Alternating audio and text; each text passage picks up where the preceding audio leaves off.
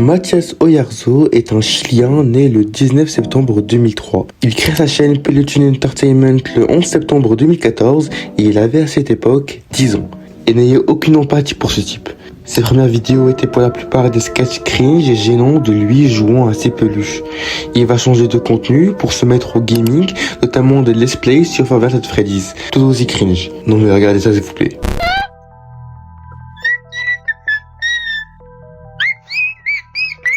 Mais malgré cela, il arrivera à avoir une bonne partie d'abonnés. Il commença à faire des vidéos gore sur Paint. Bon, il était bizarre, mais sans plus. Mais au fur et à mesure du temps, Mathias commença à montrer une part sombre et violente de lui-même. Je vous rappelle qu'il a toujours 10-11 ans le mec. En mai 2018, Mathias adopte Jason, un petit chaton. Quelques mois plus tard, il est annoncé mort sans raison apparente et fut donc remplacé par 2 autres chatons que Mathias a adoptés. Sauf qu'en septembre 2018, un hater réussit à trouver le WhatsApp de Mathias et réussit à le ragebait suffisamment pour qu'il lui envoie une vidéo de lui en train de torturer et de tuer son chat. Donc il a totalement menti quand il a dit que son chat était mort subitement. Non, il l'a tué. Car son kiff, c'est de buter des animaux. Lorsque les gens essayaient d'avoir des explications, Mathias répondait qu'il s'en foutait et qu'il continuerait à adopter des animaux pour les buter. À Skip dans la vidéo, on le voit jeter son chaton, le piétiner, le frapper, etc. Ce gars n'aura aucune punition et reviendra même sur YouTube. Il semble regretter ses actes, mais rien ne peut effacer le passé.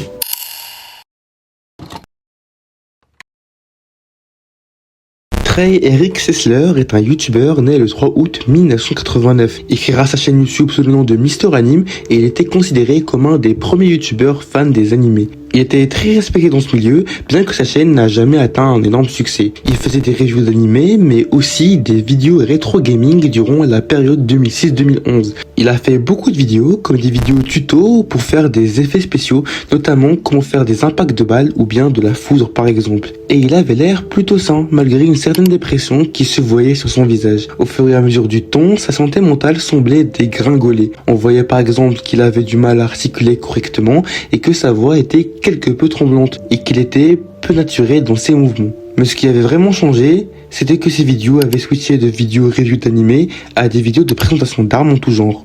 Oh ouais, rien que ça. Ses penchants aussi avaient changé. Peut-être qu'il les aimait depuis longtemps, mais leur révélation est arrivée après sur sa chaîne. D'abord, il aimait le feu. Il aimait brûler tout, jusqu'au jour où il a brûlé une maison au milieu de la campagne, puis allait sur Google Earth pour voir les dégâts commis. Il avait aussi une obsession pour les fusillades. Il était fasciné par les tueurs en série et surtout par la tristement célèbre fusillade de Columbine. Mais vraiment fasciné au point de connaître par cœur la date, le lieu, mais aussi les victimes, leur nom, leur âge, l'heure de leur mort et l'ordre chronologique des événements. Bref, il savait tout. Il savait aussi les victimes de plusieurs tueurs en série et donnait des notes selon la qualité de leur travail. C'est terrifiant. Il était dérangé et surtout accablé par la solitude. Il était sans emploi, s'engueulait fréquemment avec son père qui le blâmait de rien foutre de ses journées. Et enfin, l'obsession principale de Trey, c'est les armes à feu. Il était obsédé et addict aux armes à feu, jusqu'à ce que son contenu devienne que des reviews de ses armes préférées et des tutos pour s'en servir efficacement. Au cours du temps, sa santé mentale devenait de pire en pire, jusqu'au jour du 20 mars 2012. Dans la matinée, Trey Sessler demande à sa mère d'aller dans le garage. Ici, il lui tire dessus dans le ventre, ce qui la tue instantanément.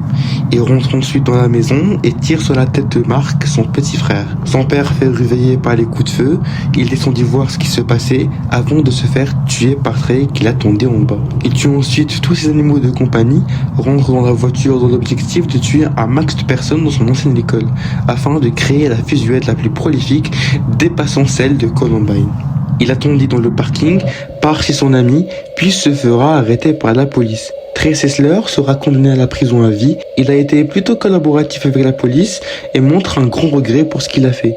Mais ne doit pas être pardonné. Il a montré une dégringolade de sa santé mentale sur YouTube et doit être puni pour l'horreur de ses actes. Le 23 mai 2014, un total inconnu qui s'appelle Elliot Rodger tue ses 2 colocataires et un de ses meilleurs amis, puis sort et commet une tuerie absolument abominable. Il essaya d'abord de se rendre dans une maison de sororité afin de tuer ses occupants, mais ne parvient pas à y entrer. Alors à la place, tire sur 3 passantes qui passaient par là, tuant 2 d'entre elles et blessant une gravement. Il conduit aussi jusqu'à un bâtiment abandonné et tire partout dans l'objectif de tuer des personnes à l'intérieur, mais aucune victime. Il conduit aussi jusqu'à un magasin et tue un homme. Il continue de conduire très mal, tire sur des passants, renverse plusieurs piétons, démarre ensuite une course-poursuite avec la police, se fera tirer dessus et puis finalement percute une voiture et se retrouve immobilisé. Il prend alors son arme et se suicide d'une balle dans la tête. Pendant cette journée, 6 personnes décéderont et 14 seront gravement blessées. Maintenant que vous savez ça, nous allons savoir qui est ce Elliot Rodger. Elliot Rodger crée sa chaîne en juin 2012 et ses vidéos consistaient en une sorte de journal de sa vie où il racontait ses problèmes et ses pensées sans filtre. Il parle le plus souvent de rien, de sa vie, de ses problèmes et son plus gros problème, c'est sa haine dévastatrice des femmes. Il hait au plus haut point les couples et affirme que ce n'était pas juste étant donné qu'il se trouvait extrêmement beau. Il est narcissique mais d'un point élevé. Donc ne comprend pas pourquoi les femmes ne l'aimaient pas. Il se considérait extrêmement attirant et étant super riche. Il faisait partie d'une communauté ultra déstable appelée les incels, traduit par Involuntary Celibate, qui est grosso modo une commune qui a vu le jour sur 4chan et qui représente des hommes machos et misogynes qui se considèrent célibataires par choix et cultivant ainsi une haine profonde envers les femmes. Ils considèrent que les femmes leur doivent obéissance et soumission et que le masculin était supérieur au féminin. Elliot Rodger était extrêmement narcissique. Il attendait d'avoir l'attention des femmes sans effort et que c'était à elles de le complimenter, de le draguer. Il était toxique et misogyne qu'il tombera dans un schéma de pensée très sombre. Il pensait tout le temps que le monde lui voulait du mal et ne se remettait jamais en question, étant pour lui quelqu'un de supérieur. En 2014, sa haine des femmes a atteint son paroxysme. Il pose sa dernière vidéo où il dit en avoir marre de sa solitude et expliquer en détail ce qu'il comptait faire, c'est-à-dire la tuerie qu'il a faite dans la rue. Il a eu tellement de signes avant-coureurs évidents qui pouvaient éviter cette catastrophe. Aujourd'hui, Elliot est considéré comme un idole de la communauté incel, car il était un des premiers à avoir commis cela, et est même appelé Saint Elliot. À cause de lui, le mouvement incel s'est propagé et les cas de féminicide n'a fait qu'augmenter, incitant 4chan à bannir cette communauté du site définitivement.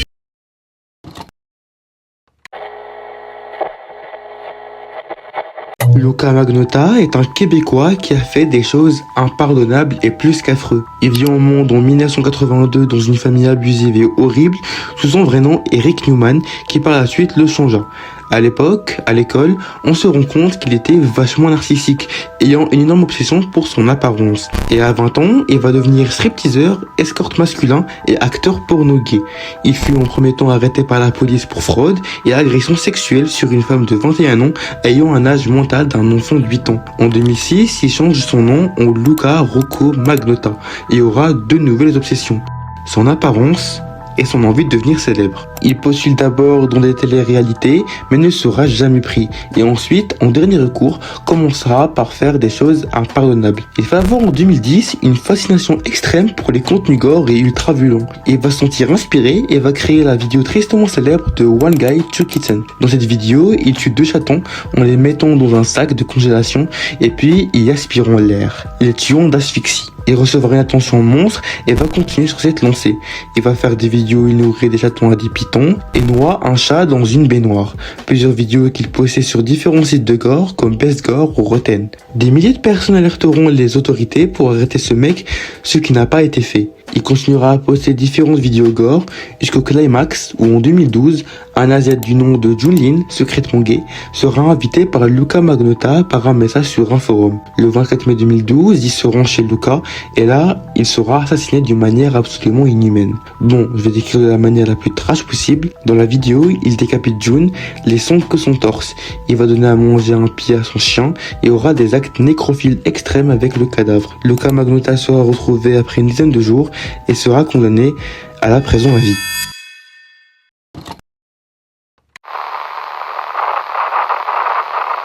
Pamperchou est un des personnages les plus affreux et des plus dégueulasses que j'ai dû à lire sur internet. Pamperchu crée sa chaîne en 2008 en étant vêtu dans le costume de Bunny, un perso Fury, car il faisait partie de cette commune. Mais après, il sort de son personnage et raconte sa vie, ses études en génie électronique et qu'il était passionné de technologie. Mais son kiff, c'est qu'il aimait réparer tout ce qui était électronique, car il y a plus de 300 vidéos de lui en train de bidouiller et de réparer toutes sortes d'appareils. Mais aussi partager sa vie, sa famille, ses amis, et obtiendra une visibilité et une communauté. Mais au fur et à mesure, on se rend compte du bordel dans lequel il vit. Dans une vidéo, il présente sa chambre, montrant un berceau pour bébé, et il dit que c'est son lit. Il était dans une commune assez controversée du nom de ABDL, qui signifie Adult Baby Diaper Lover. En français, les adultes qui aiment les couches de bébé.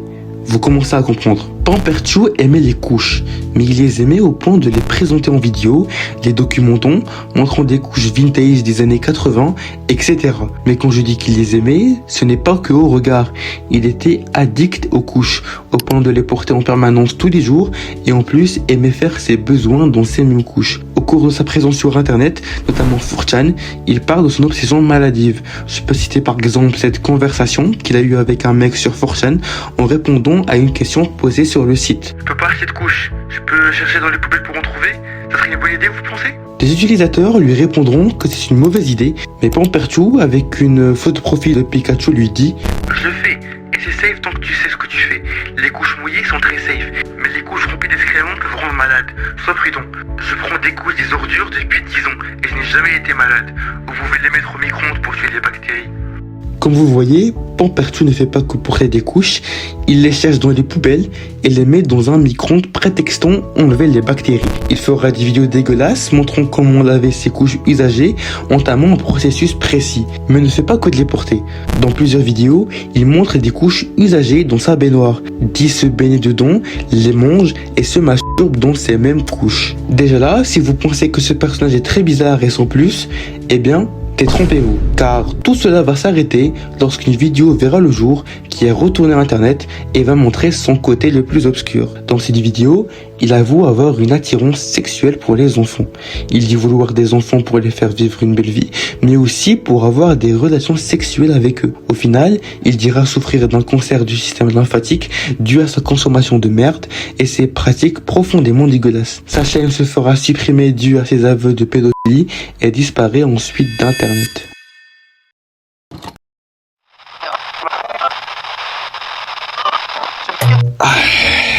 Ok. Nick Bates est l'une des personnes les plus abominables et des plus affreusement documentées sur internet. Nick Bates est né le 1er septembre 1991. Il vivait dans une famille abusive avec un père alcoolique et violent, ce qui a conduit au divorce de ses parents. Durant le second mariage de sa mère, Nick aura une demi-sœur nommée Amber.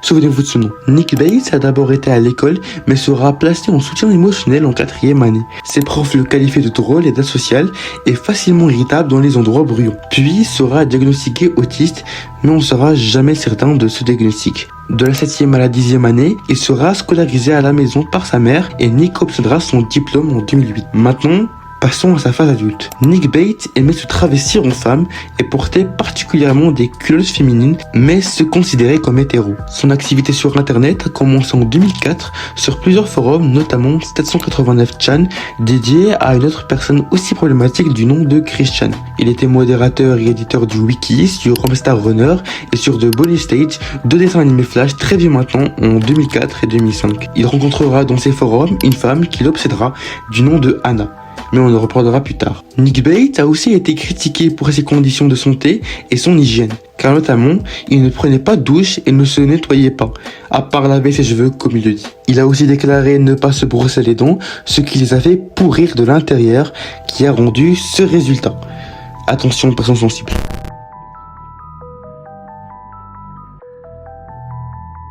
Nick a aussi admis être scatophile et coprophile. Il recouvrait ses murs et son corps d'excréments et s'en servait pour se masturber. Et là, le plus hard, Nick Bates était ouvertement pédophile. Il considérait pas cela comme un crime, mais comme une sexualité, car il l'appelait la pédosexualité. Il préférait aussi ne pas avoir d'emploi, il voulait être un mari au foyer pour une fille mineure. Il crée sa chaîne YouTube Dr. Nicholas Bates en 2009 et sera suivi que par des trolls. Ces trolls créeront des forums où ils se moquaient des aspects répugnants du personnage cité juste avant. Et comme dit avant, Nick était ouvertement pédophile. Et avec le temps, sa présence sur internet s'est concentrée autour de Twitter et de LiveJournal, un journal intime en ligne, qu'il considérait comme un lieu d'expression sans filtre sur sa vie, ses opinions et sa pédophilie. Sur internet, il avait un énorme focus sur la pédophilie.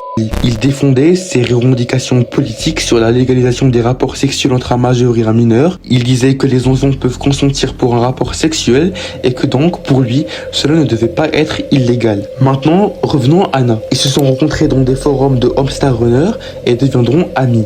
Mais Nick Bates sera obsédé par Anna. Il écrivait des fanfictions sur eux, dessinait des dessins absolument creepy, parfois liés à la coprophilie. Il avait même avoué l'avoir supplié de l'épouser et s'être masturbé en écoutant ses textos ou en lisant ses lettres. Avec le temps, il s'est mis à inclure des éléments sexuels la concernant au sein de la communauté. Et Anna sera très mal à l'aise avec ça. Mais Nick n'arrêtera jamais de le faire. Puis Anna décidera tout simplement après ça que c'était trop. Et elle arrêtera d'être amie avec Nick Bates. Elle lui a demandé de ne plus la contacter et le bloqua sur tous les réseaux. Après cela, Nick Bates commencera à écrire des romans, si on peut appeler ça des romans, dans lesquels il racontait comment serait sa vie avec Anna, leur vie sexuelle ensemble avec des pratiques très malsaines. Mais si vous pensez déjà que ce personnage est affreux, ce n'est absolument pas la pire chose qu'il ait faite. Nick Bates avait 2 chaînes. Et une en particulier était profondément glauque. Il y a par exemple des vidéos où il se focus beaucoup sur sa demi-sœur Amber. Il l'a par exemple filmée en maillot de bain dans une piscine et aussi lorsqu'elle fêtait son anniversaire. Elle semblait extrêmement mal à l'aise dû à la présence de Nick Bates. Et aussi dans une autre vidéo où il joue avec un bâton, une sorte de jeu de rôle où il prétend avoir des super pouvoirs. Un jour, alors qu'il parlait sur un forum avec un troll, Nick avoue avoir violé sa petite demi-sœur quand elle avait 8 ans. Les propos qu'il utilise pour décrire ce qu'il a fait à Amber sont affreux et profondément sordides. Il explique pour se défendre en disant « C'est elle qui a commencé ». Amber explique ensuite à son père ce qui lui est arrivé. Les agressions ont commencé entre 2009 et 2010 et Amber avait là entre 5 et 8 ans.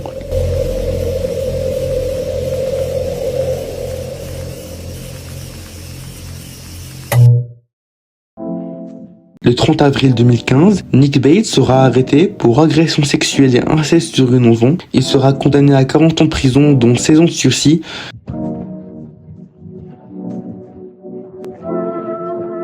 C'est la fin de la vidéo. Je voudrais mettre quelques petites choses au clair. Déjà, je ne garantis pas que la fréquence de vidéo sera plus importante ou non, mais j'ai plusieurs projets en cours. Je voudrais aussi vous remercier de m'avoir suivi sur YouTube et avoir supporté mes caprices de petit youtubeur. Et de m'avoir donné la force de continuer, même si j'avais envie d'abandonner. Bref, merci 1000 fois pour tout. La prochaine vidéo sortira, je ne sais pas du tout quand, mais elle sortira. Pour conclure, prenez soin de vous. Merci encore une fois de me suivre sur internet. Au revoir.